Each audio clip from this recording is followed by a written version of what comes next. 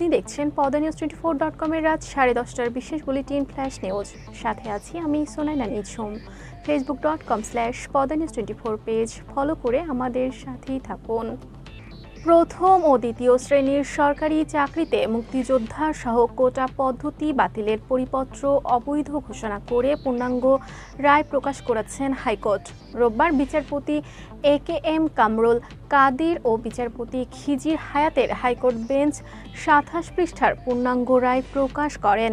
বলা হয়েছে 2012 সালে করা এক রিটের পরিপ্রেক্ষিতে হাইকোর্টের দেওয়া রায় ও আদেশ 2013 সালের লিভ টু আপিলের পরিপ্রেক্ষিতে আপিল বিভাগের তা বহাল ও সংশোধিত আদেশ এবং 2011 সালের 16 জানুয়ারি অফিস আদেশের আলোকে মুক্তিযোদ্ধার সন্তান নাতি নাতনিদের জন্য কোটা পুনর্বহাল করতে সরকারকে নির্দেশ দেওয়া হলো। একই সঙ্গে জেলা নারী প্রতিবন্ধী ব্যক্তি, উপজাতি, ক্ষুদ্র জাতিগোষ্ঠীর জন্য কোটা সহ যদি অন্যান্য থাকে কোটা বজায় রাখতে নির্দেশ দেওয়া হলো। প্রয়োজনে কোটা পরিবর্তন ও হার কমানো বা বাড়ানোর বিষয়ে এই রায় বিবাদীদের জন্য কোনো বাধা তৈরি করবে না। যে কোনো পাবলিক পরীক্ষায় কোটা পূরণ না হলে সাধারণ মেধা তালিকা থেকে শূন্য পদ পূরণ করায় সরকারের স্বাধীনতা রয়েছে।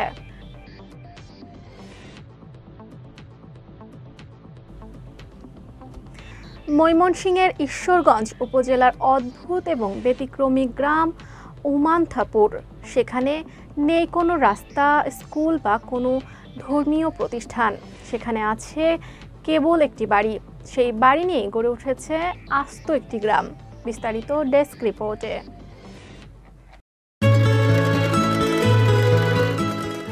গ্রামে আছে মাত্র একটি বাড়ি। সেই একটি মাত্র বাড়ি নিয়ে গড়ে উঠেছে আস্ত একটি গ্রাম। গ্রামটিতে বসবাস 4 জনের। গ্রামের নাম উমানাথপুর। অবস্থান ময়মনসিংহের ঈশ্বরগঞ্জ উপজেলার রাজীবপুর ইউনিয়নে। গ্রামটির কথা স্বীকার করেন রাজীবপুর ইউনিয়ন পরিষদের চেয়ারম্যান আব্দুল আলী ফকির ও উপজেলা নির্বাহী কর্মকর্তা শারমিনা সাত্তার। সেই গ্রামের রাস্তা নেই কোনো স্কুল বা ধর্মীয় প্রতিষ্ঠানও। থাকার মধ্যে শুধু আছে বাড়িটি। 25 শতক জমির ওপরে বাড়িটি সিরাজুল সরকারের। ইউনিয়নের 8 নম্বর ওয়ার্ডের বাড়িতে আছে থাকার জন্য 2টি ঘর, একটি গোয়াল ঘর, একটি ছোট পুকুর এবং একটি শৌচালয়। আছে কিছু গাছগাছালি। অন্যের জমির আল দিয়ে সেই বাড়িতে প্রবেশ করতে হয়। উপজেলা সদর থেকে প্রায় 15 কিলোমিটার দূরে অবস্থিত উমানাথপুর গ্রাম। কাগজপত্রে মৌজার নামও উমানাথপুর। ওই গ্রামের আশেপাশে আছে রামগোবিন্দপুর, হরিপুর, উদয়রামপুর। ওই ইউনিয়নের মধ্যে আছে 43টি গ্রাম। ইউনিয়ন পরিষদের চেয়ারম্যান আব্দুল আলী ফকির বলেন, কাগজে কলমে উমানাথপুর একটা গ্রাম। সেখানে একটা মাত্র বাড়ি থাকার কারণে উন্নয়ন করার চেষ্টা করা হলেও তা সম্ভব হচ্ছে না। আফসানা আইভি, পদ্মা নিউজ। চাকরি পেতে এবার অভিনব পন্থা অবলম্বন করেছেন চীনের এক যুবক। স্নাতক পাশ করা সং জিয়ালি নিজের টি-শার্টে জীবন বৃত্তান্ত ছাপিয়ে রাস্তায় রাস্তায় ঘুরছেন। পরে অবশ্য কাজে এসেছে 21 বছর বয়সী জিয়ালির এই বুদ্ধি। সাউথ চায়না মর্নিং পোস্ট প্রতিবেদনে জানিয়েছে, চীনের হুবেই প্রদেশের উহান বিশ্ববিদ্যালয় থেকে সদ্য স্নাতক পাশ করেছেন জিয়ালি। স্নাতকোত্তরের পড়াশোনা শুরুর আগে তিনি যে কোনো প্রতিষ্ঠান থেকে ইন্টার্নশিপ করতে চেয়েছিলেন।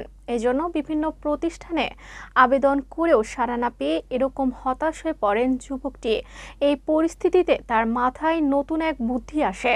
পোশাকে নিজের জীবন বৃত্তান্ত ছেপে রাস্তায় বের হন তিনি। টি-শার্টের সামনের অংশে লেখা 2024 সালের একজন শিক্ষার্থী চাকরি খুঁজছেন। বিস্তারিত জানতে পেছনে দেখুন। আর পেছনে ছাপা ছিল তার জীবন বৃত্তান্ত। কলম্বিয়ান গায়িকা সাকিরা। দুনিয়াব্যাপী রয়েছে তার আকাশচুম্বী জনপ্রিয়তা। এবার কোপার ফাইনালে স্টেজ মাতাবেন তিনি। আমেরিকার হার্ড রক স্টেডিয়ামে কোপা আমেরিকা ফাইনালে পারফর্ম করবেন তিনি। লাতিন আমেরিকা ফুটবলের অভিভাবক সংস্থা কনমেবল জানিয়েছে, কোপা আমেরিকার জমজমাট ইতি টানার লক্ষ্যে মাঠে উপস্থিত দর্শকদের জন্য সাকিরার গানের আয়োজন করেছে তারা। ম্যাচের মাঝবিরতিতে 20 মিনিট গান গাইবেন কলম্বিয়ার এই তারকা শিল্পী। এর জন্য তাকে মোটা অঙ্কের অর্থ দিতে হচ্ছে। শুধু সাকিরা নন, ফাইনালে পারফর্ম করতে দেখা যাবে মার্কিন র্যাপার কার্ডি বিকেও। আর্জেন্টিনা ও কলম্বিয়া ফাইনাল ম্যাচ শুরু হবে বাংলাদেশ সময় সোমবার ভোর 6টায়। 4 বছর পর পাকিস্তানের মাটিতে 2 ম্যাচের টেস্ট সিরিজ খেলতে যাবে বাংলাদেশ। আসন্ন এই সিরিজ থেকে শাহিন শাহ আফ্রিদি বাদ পড়েছেন বলে দেশটির একাধিক সংবাদ মাধ্যম জানিয়েছে।